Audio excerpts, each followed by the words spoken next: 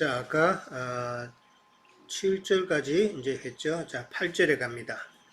8절부터 시작합니다. 성령이 충만하여라고 베드로가 성령이 충만하다고 그랬습니다. 성령이 충만했기 때문에 참 이후 내용을 쭉 보면은 베드로는 상당히 담대하게 하나님의 말씀을 증거했다라는 게 나오죠. 이 담대한 이런 모습은 오순절 성령 사건 이후로 참 초대교회의 특징이죠. 예, 어느 부분에도 이 사도행전 앞에처럼 초대교회의 처럼 이렇게 담대하게 그렇게 하는 것은 잘 없다. 이게 초대교회 사도행전의 특징이다라고 보시면 되고요.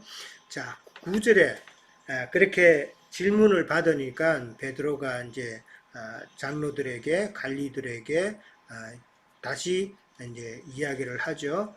병자에게 행한 착한 일에 대하여 이 사람이 어떻게 구원을 받았냐고 우리에게 질문한다면 이라고 그럽니다. 이게 착한 일이라는 표현을 썼어요. 이 말은 안전병이를 고친 일이죠. 안전병이를 고친 일인데 이 말을 우리가 다시 한번 생각해 보면은 우리들은 안전병이를 고친 착한 일을 했는데 착한 일을 한 우리를 왜 너희들은 신문하느냐라는 그런 의미도 지금 포함되어 있는 거예요. 그러니까 그렇게 그들을 사실 꾸짖는 그런 반문이죠. 자, 구원을 받았다라는 말은 물론 안전병이가 그 육체적으로 참 나음을 입은 것이 구원이라고 표현할 수 있지만 그러나 안전병이가 그 나았다는 것은 우리는 영적으로 봤죠. 영적으로 봤으니까 참 진리를 깨달아서 온전한 구원을 이루었다라고 그렇게 이해를 하면 될 것 같아요. 만약에 그냥 나았다라고 그러면은 그냥 육체적으로만 표현을 하는 의도라면은 이 사람이 나았다 이런 표현만 쓰면 되겠죠. 근데 구원이라는 단어를 썼다는 것은 그 사람의 영적인 상태를 지금 우리는 또한 이해를 해야 된다라는 것이죠. 자, 10절에 갑니다. 너희와 이스라엘 백성들은 알라라고 말합니다.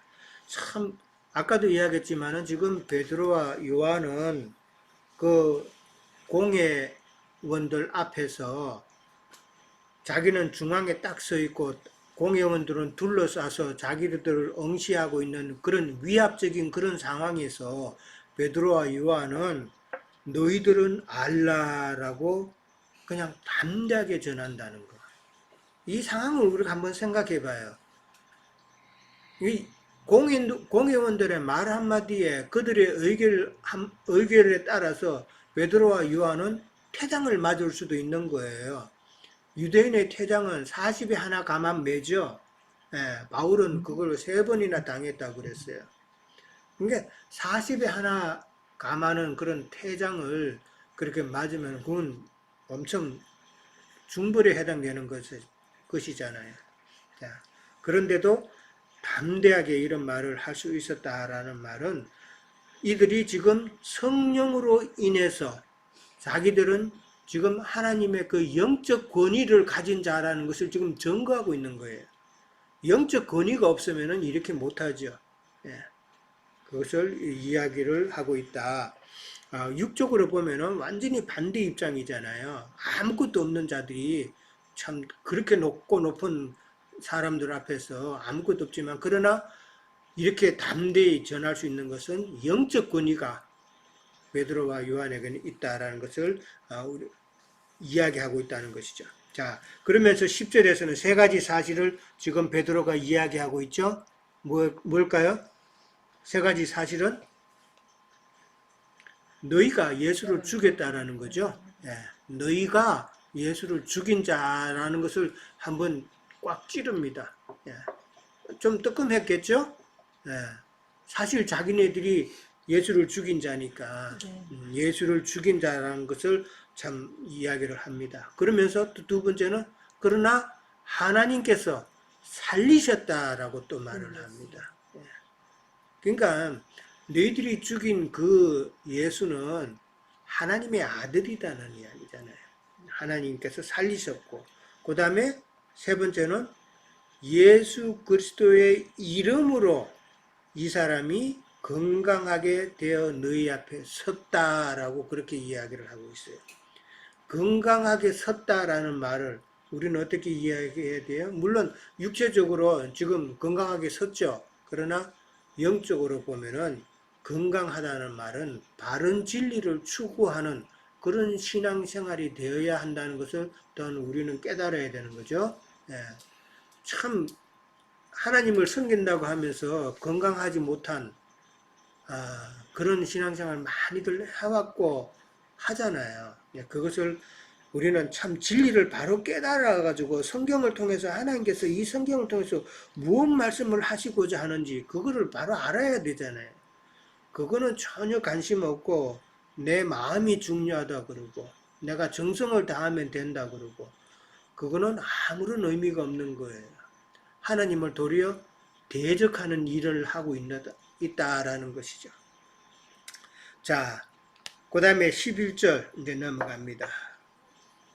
3번 문제죠. 예수는 너희 건축자들의 버린 돌로서 참 모퉁이들이 되셨다라고 그랬어요. 이게 무슨 뜻이에요? 자, 누가 한번 설명해 보죠? 제가 말씀을 좀 예, 할까요? 예. 사매자매님, 예. 네.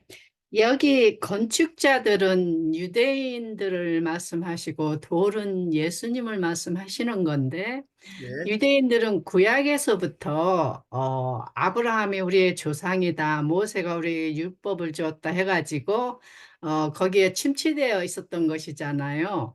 근데 아브라함이나 모세는 하나의 예표로서 예수님이 오셔서 하신 일들을 예언하신 분인데 지금 여기에서 모인 이 무리들은 그걸 이해를 못하고 주님께서 보낸 사도들을 붙잡고 이렇게 전도를 못하게 하는 것으로 우리가 보는데 여기서는 영적 싸움으로 우리가 볼 수가 있잖아요.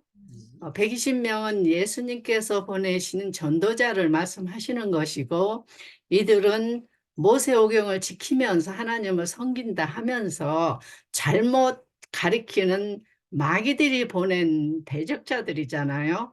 그러니까 성도 아니 제자들을 대적한다는 거는 예수님과 마귀에 대해서 서로 영적 싸움인데 그것이 이제 우리가 사도행전 11절에서 보면은 이것이 민간에 더 퍼지지 못하게 그들을 위협하여 이후에는 이 이름을 아무에도 말하지 말라. 그러니까 민간에 퍼진다는 거는 이제 제자들이 가서 더 많은 사람들에게 복음을 전파를 하면은 자기네들은 백성들로 해서 유익을 삼고 부귀영화를 누리는데 자꾸 백성들이 다른 예수를 쫓는다면은 우리는 권세가 어떻게 되냐 해갖고 그래서 사람은 서로 얻고자 하는 싸움이라는 거 볼 수가 있지요. 우리가 창세기 14장에서 보듯이 아브라함이 집에서 길리운 뭐 300몇 명을 데리고 생명이 어린 롯이 소돔성에 잡혀갔을 때 가가지고 어린 생명을 도로 데리고 싸워서 이겨서 데리고 왔는데 소돔 왕이 하는 말이 사람은 내게 보내고 물품은 네가 취하라. 그래서 사람 교환을 하는 거잖아요. 그래서 저는 여기서 마태복음 23장을 한번 읽어봤으면 하네요.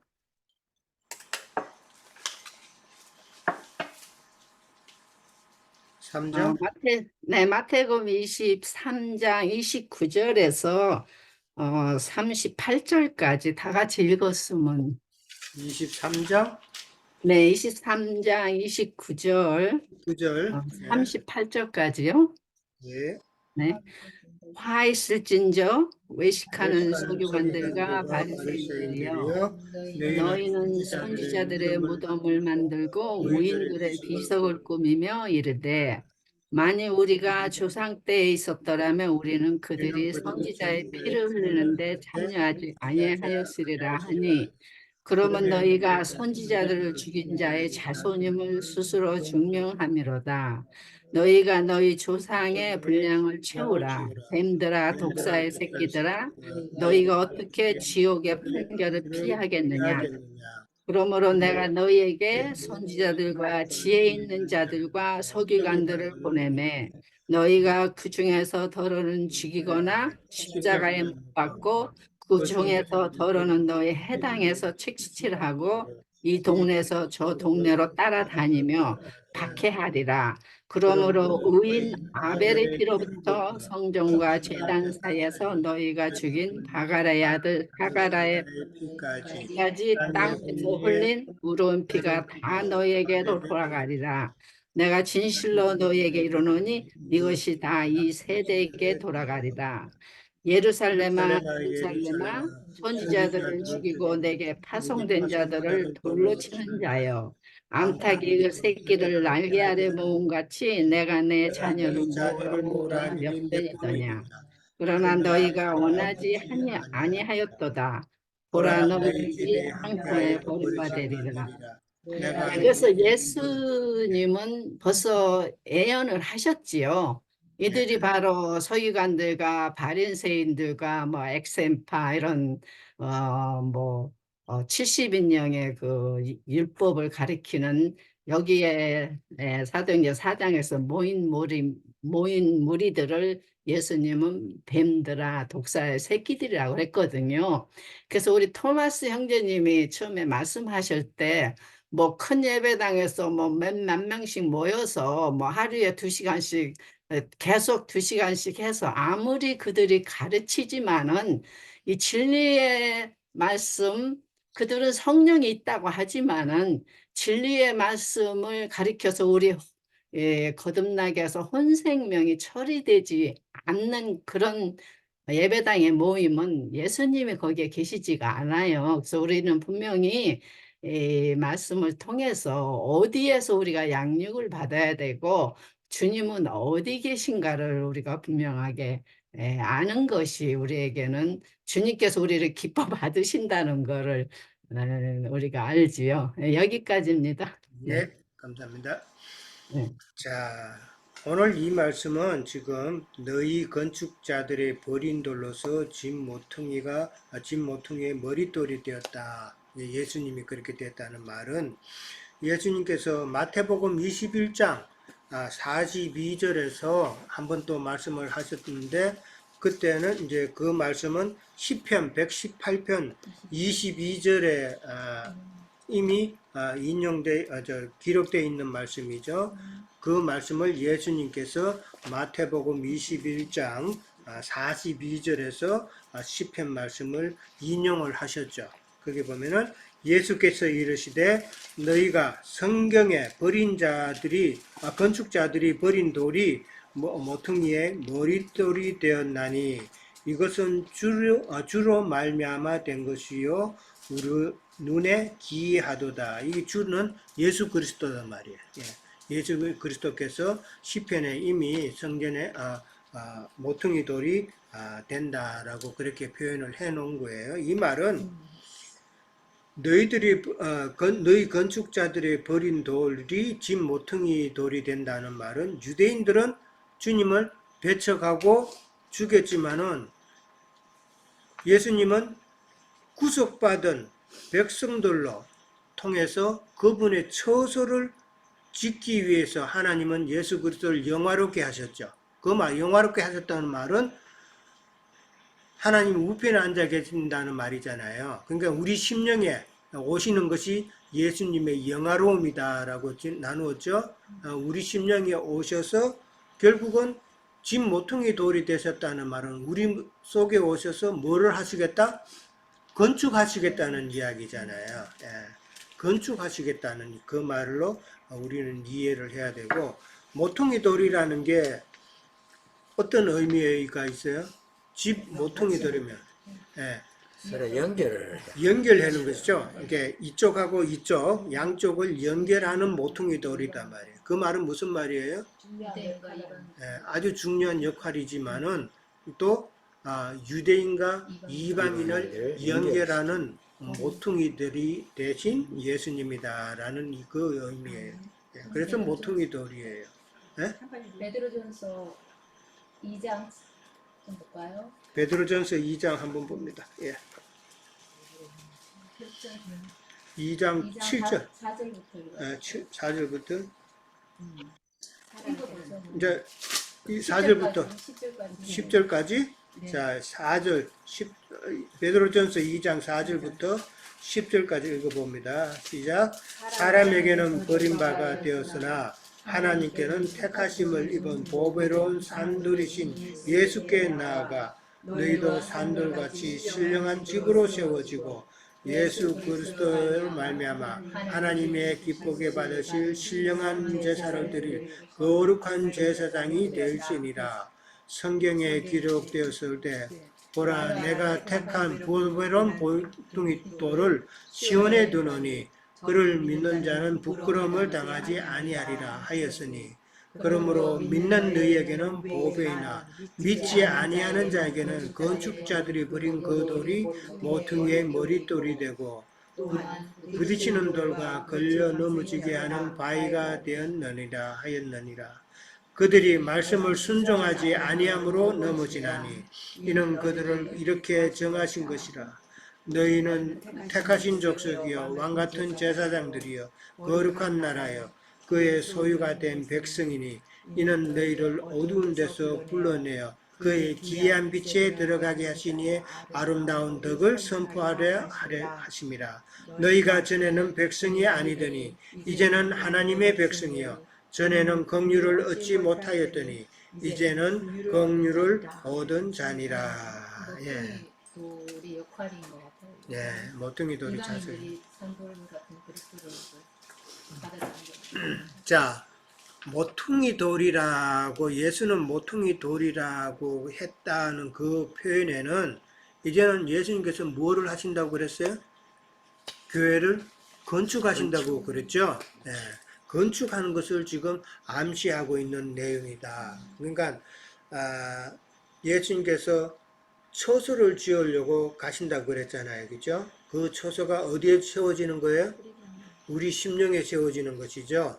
예, 우리 하늘나라 어디에 금으로 집 지어놓고 거기가 천국 지어놓고 그게 아니라 예수님께서는 우리 심령에 영으로 오셔서 우리 구속받은 심령들을 통해서 영적인 유기체, 에클레시아, 교회를 세우신단 말이에요. 예. 그게 참 교회단 말이에요. 건물 크게 지어놓고 그거 예배당이다, 교회다 하면서 여기에 하나님이 계시다 하면은 그거는 성경을 몰라도 한참 모르는 거예요. 예. 그렇죠.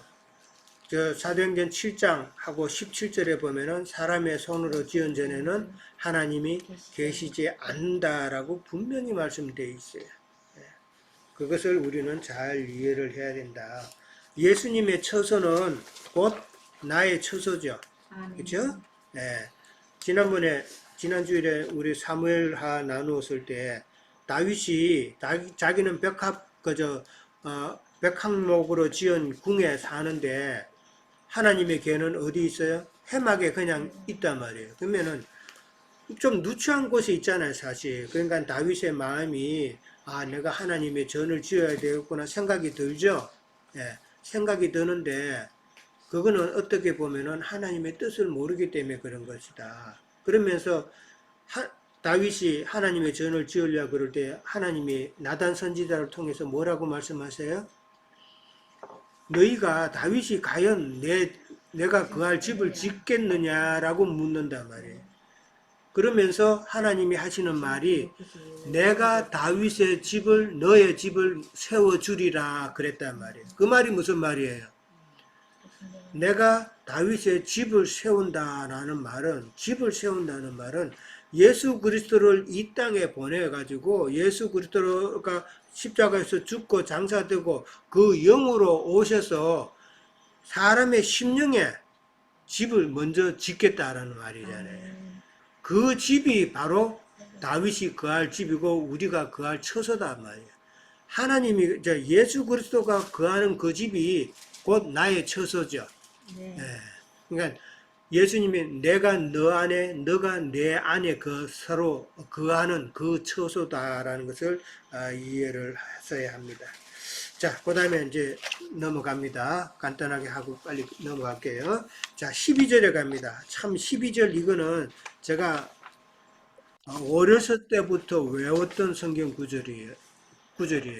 다른 이로서는 구원받을 사람이 없나니 천하인간의 구원받을 다른 이름을 하나님이 주신 일이 없다라는 말. 자, 근데 오늘날은 어때요? 다른 사람 이름에도 구원이 있다고 가르치는 자들이 있죠. 그 무슨 모임이에요? 그 사람들은? 마귀의 모임이죠. 마귀의 모임인데 정답이 그걸 종교다원주의라 그래요. 종교다원주의. 정지 모임. 한국에 유명하다고 하는 목사님들이 다 여기 포함되어 있어요. 맞아. 예.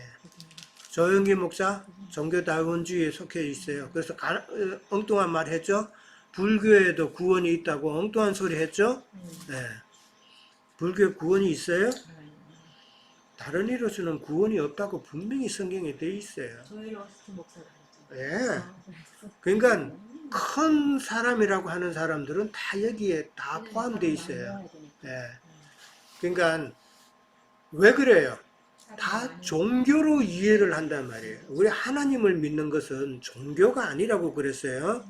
아까 다윗이 하나님의 집을 지어야 되겠다라고 생각하는 건 어떤 면에서 보면 좋은 생각 같지만은 그거는 다윗의 종교성이에요. 하나님의 뜻을 모르고 자기의 마음을 먼저 내세우는 거란 말이에요. 이런 것까지 우리는 깊이 이해를 해야 돼요. 사람의 종교성은 하나님을 대적하는 것이다. 유대인의 그 종교성이 예수를 죽였고 예수를 대적한 것이다 라는 것을 이해를 하면은 우리가 오늘날 세상 교육에서 열심히 신앙생활 한다고 하지만은 잘못하면 종교성으로 넘어가 버리면은 예수님을 내가 핍박하고 있다라는 것을 알아야 된다라는 것이죠. 자, 그 다음에 13절 넘어갑니다. 학문 없는 범인으로 그들은 알았다라고 나왔어요. 하도 베드로와 요한이 담대하게 말하니까 공회원들은 학문 없는 범인으로 알았는데 놀랬죠, 지금. 네, 놀랬다 그랬어요. 이 학문 없는 범인이라는 말은 어부이기 때문에 무식하다는 그런 의미가 아니에요. 여기서 학문 없는 범인이라는 말은 이 공회원들이, 그 제사장들이, 사두개인들이, 그 서기관들이 운영하는 그 랍비 학교에서 배운 적이 없는 자라는 그런 의미예요. 예, 오늘날 말하면은 신학 공부 안 하는데 어떻게 그렇게 가르치냐. 아까 제가 설명했죠. 예, 오늘날 신학교를 졸업도 안 했는데 그래서 아무런 목사라는 권위도 없는데 왜 가르치냐 이런 의미죠. 예. 그런데 학문 있는 사울은 어떤 짓을 했어요? 네. 학문 있는 사울은 그 졸업장 받아가지고 그게 목사 됐다는 거 아니에요. 그래서 그게 권위란 말이에요. 그 권위를 가지고 예수 믿는 자를 핍박했단 말이에요. 예. 그러니까 그들은 사실 사울 입장에서도 열심히 하나님을 섬긴다고 한 거잖아요. 그렇잖아요? 예, 나름대로 정말 하나님을 열심히 섬긴다고 했는데 결국은 하나님을 지금 대적하는 결과가 된다는 것은 꿈에도 몰랐다는 말이죠. 예, 오늘날 신학교에서, 오늘날 세상 교계에서 사람의 교훈과 장로들의 그 전통을 다 배우죠. 예, 신학 가면은 교회사부터 시작해서 그런 걸 다 배워요. 그러면서 자기 나름대로는 하나님을 열심히 신앙한다고 그러죠. 그러나 그것이 하나님을 대적한다는 것은 꿈에도 모른다. 자, 마태복음 13장 54절에서 56절에 보면은 예수님이 고향에 가셨죠. 예. 고향에 가셨을 때 이 지혜와 이 능력이 어디서 났느냐라고 고향 사람들이 같이 수근수근 대죠. 예, 그러면서 예수님의 말을 믿었어요, 안 믿었어요? 안 믿었죠. 예. 왜? 어릴 때부터 같이 빨가벗고 놀기도 했을 거고 그렇게 놀던 사람이 갑자기 예수가 와서 그렇게 하나님 나라의 말씀을 전하니까, 그래서 우리가 사실 이전 교회 생활을 할 때 살던 사람하고 그 사람한테 우리 마음은 참 복음을 전하고 싶은데, 그 사람들 입장에서는 니나 내나 같이 신앙생활 하던 사람이고 어떤 거를 내가 다 아는데 그 사람이 우리 말 신뢰를 하겠어요? 참 그래서 어려운 거예요. 네. 그러면서 또 요한복음 17장 15절에서도 또 예수님에게 유대인들이 그 말을 했어요. 성전에서 유대인들에게 예수님이 가르쳤어요. 가르쳤을 때 유대인들이 뭐라 그랬어요? 이 사람은 배우지 아니하였거늘 어찌 글을 아느냐라고 그랬어요. 이 글을 안다는 말은 ABCD 이게 글을 안다는 그 이야기가 아니에요. 어떻게 해서 하나님의 말씀을 아느냐라는 이 말이다 말이에요. 예. 글을 배우지 아니했는데 어떻게 하나님의 말씀을 아느냐, 그 이야기다. 그러니까 지금 베드로와 요한에게 했던 그 내용이 지금 이미 예수님에게 다 했던 말들이에요. 이 흐름을 우리는 지금 한번 생각해야 돼요.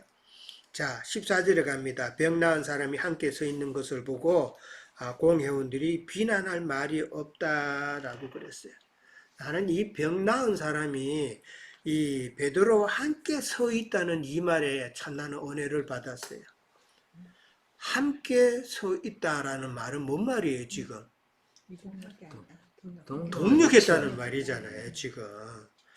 진리를 깨달았으면은 그 진리를 깨달은 자들과 함께 동력하는 이 모습을 보면은 참 이 병 나은 사람은 은혜를 아는 자구나라는 생각이죠.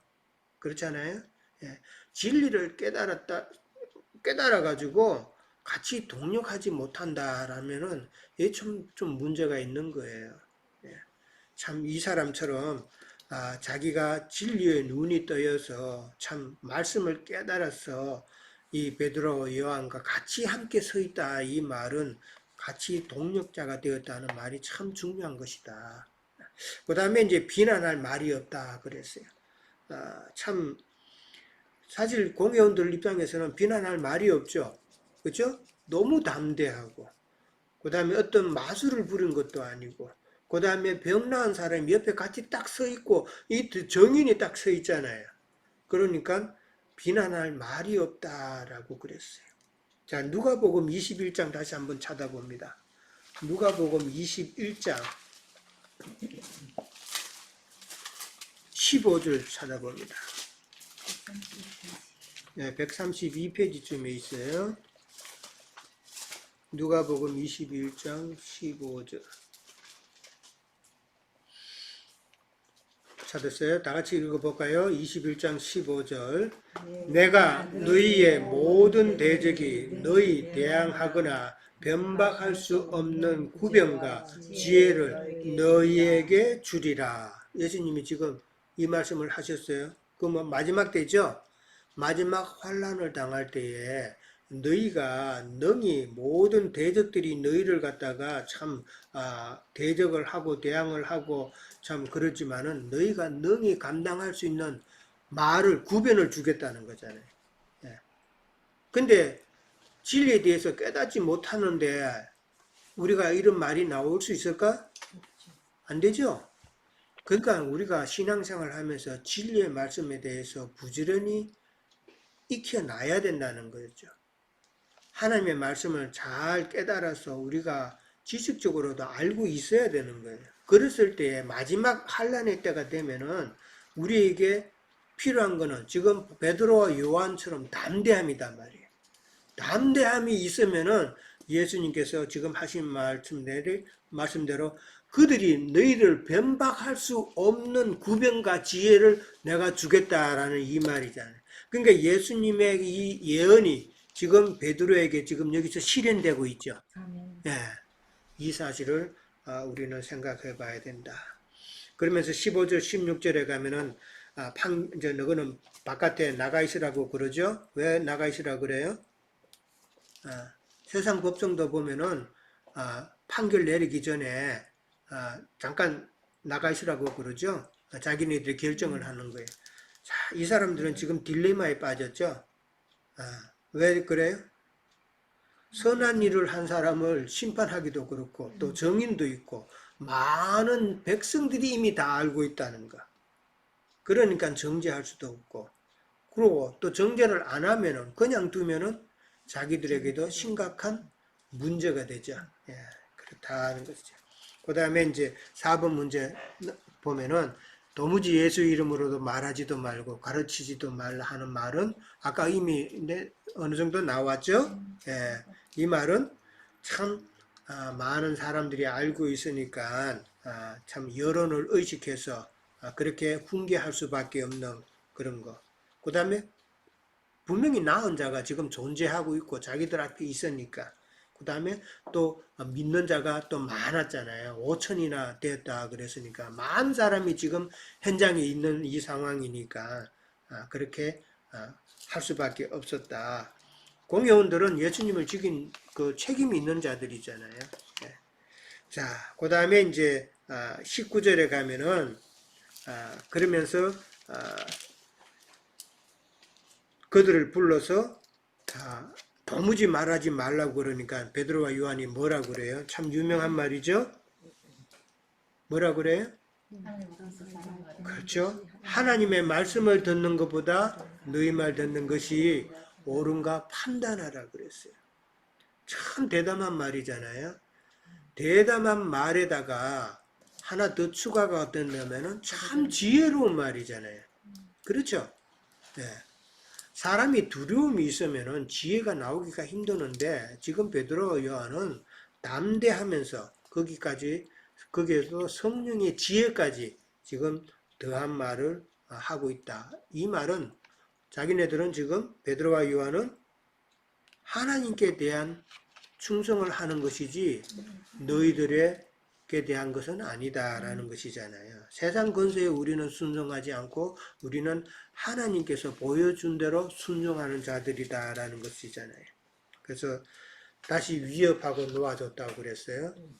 어떻게 보면 공회원들의 무력함을 지금 보여주는 말이죠. 아무것도 할 수 없는 그런 무력함. 그 공회원들의 그 무력함은 진리 싸움을 했을 때 세상 교계에 있는 사람들은 목사라고 하면서 설교는 많이 했지만은 이 진리에 대해서는 어두운 자들이다. 그들의 무력함을 지금 비밀로 지금 보여주고 있다라는 것이죠. 자, 베드로는 5번 문제에 보면은 성령 받기 전에 하고 성령 받은 후가 너무 많이 지금 바뀌었죠? 네. 성령 받기 전에는 어떻게 모습이었었어요? 예수님을 배반다.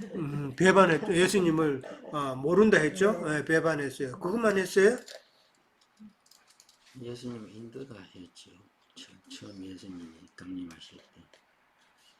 예수님, 이제 베드로가 예수님이 가야바의 그 뜰에서 신문 받고 있을 때에 예수님을 갖다가 모른다 하면서 저주까지 했단 말이에요. 저주까지.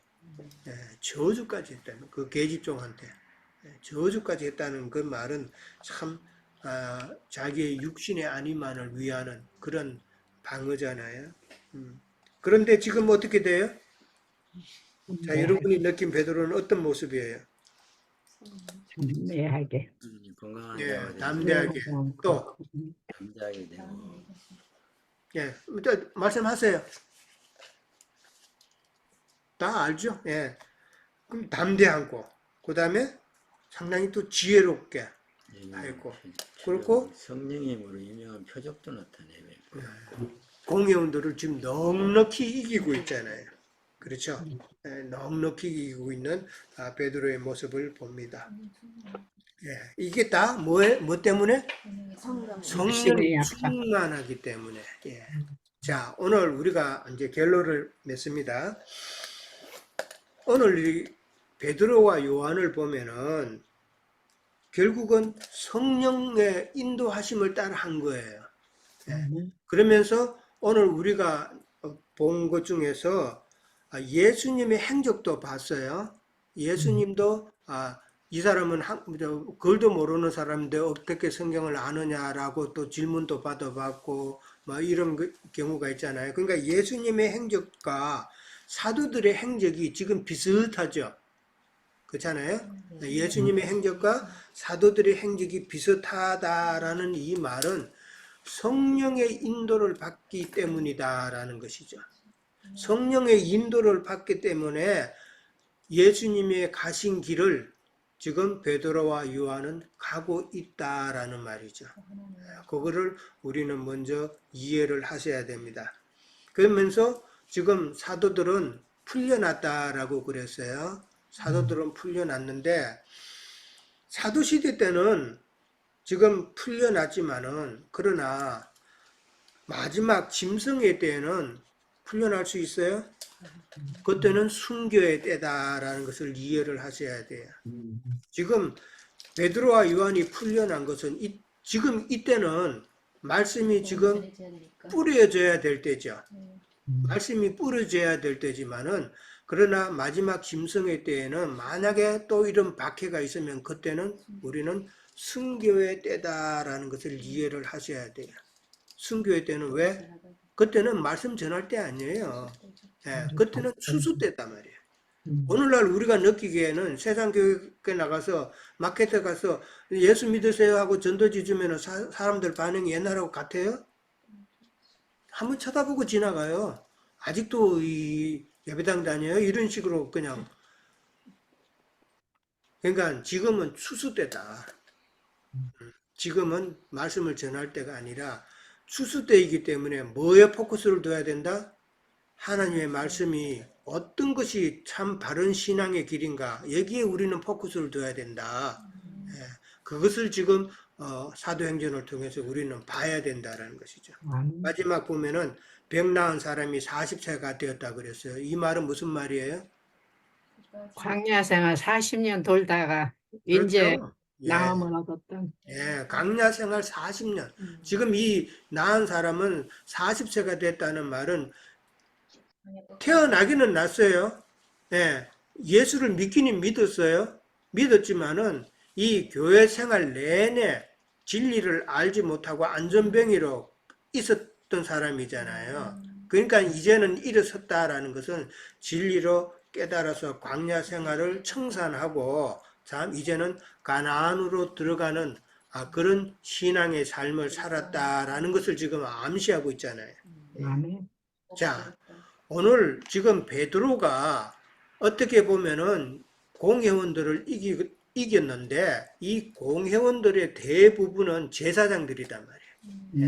대제사장과 대제사장의 그 문중이라 그랬으니까 그 후손들은 다 지금 제사장들을 지금 두고 하는 이야기예요. 그러니까 베드로가 제사장을 이겼다는 말은 처음에 그 우리 준호 형제님이 그 이야기를 했었어요.